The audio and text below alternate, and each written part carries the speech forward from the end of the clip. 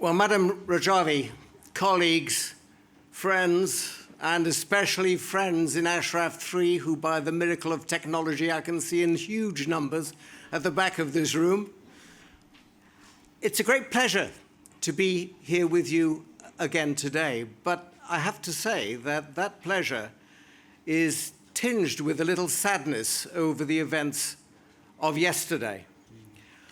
More than 100,000 people wanted to assemble in central Paris to demonstrate their support for the NCRI, but were prevented from doing so by a police injunction that was obtained less than 48 hours before that demonstration was due to begin. That was despite the fact that the NCRI and the French authorities had agreed terms for the holding of the rally many weeks ago, and one can only imagine what might have happened to pause that process so close to the start of the event.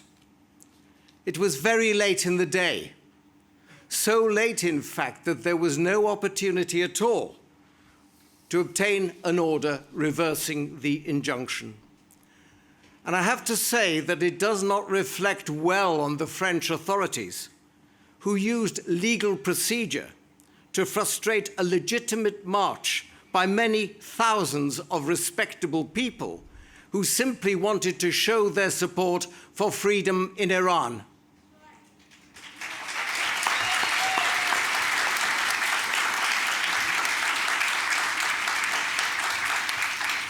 And I believe that the French government should perhaps reflect on the words of the noted French legal philosopher Montesquieu, who said, "There is no tyranny more cruel than that which is perpetrated under the shield of law and in the name of justice."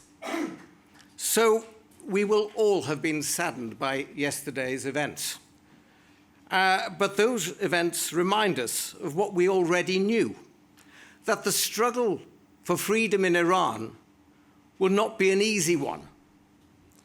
But I believe those events also have given us a new impetus to repeat this message to the world, that the people of Iran reject dictatorship in all its forms.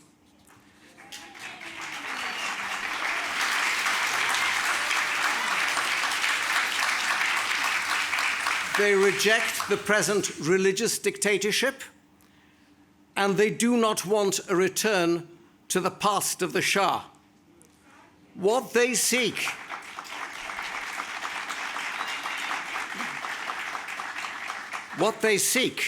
is a democratic future, an Iran founded on freedom, justice, human rights, equality between men and women, the rule of law, and free elections. That is their vision, and that is the vision that is embodied in Mrs. Maryam Rajavi's 10-point plan.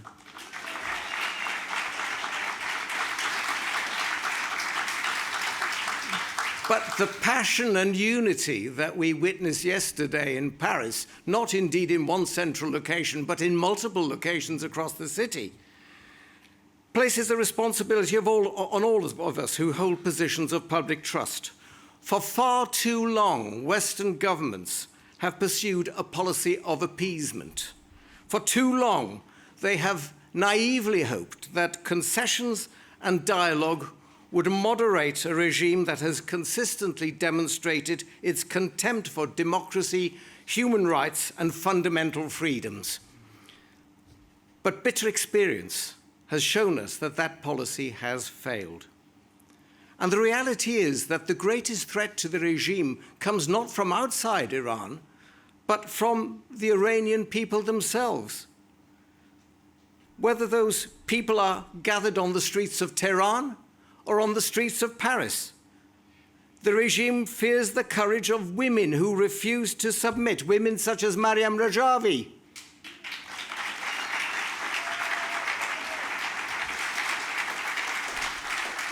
It fears the determination of the young people who refuse to surrender their future. It fears the political prisoners who refuse to abandon their beliefs. and it fears the organized resistance that continues to challenge repression every day despite enormous personal risk.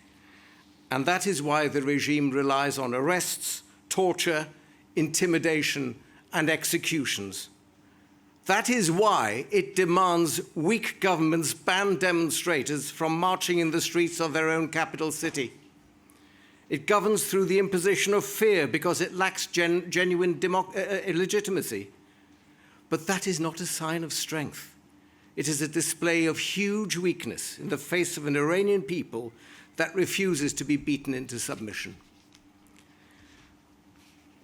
Today, we know that the regime faces profound political, economic, and social challenges, and the desire for change among the Iranian people has never been stronger. And that's why I continue to believe that the correct policy is what Madame Rajavi has described as the third option, neither war nor appeasement, but democratic change.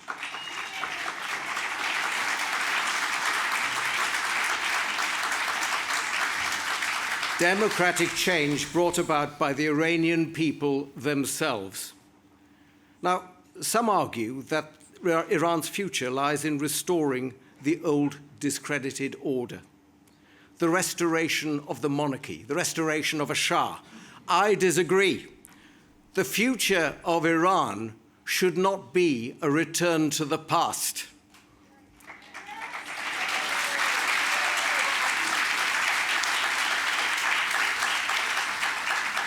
That future should be decided by the Iranian people themselves. Progress is rarely achieved in a single dramatic moment. It's achieved through courage, conviction, and most importantly, persistence. The struggle for a free Iran requires all three. And today, each and every one of us has a role to play through our parliaments, through the media, through civil society, and most importantly, through international cooperation. We must continue to support the Iranian people's right to determine their own future.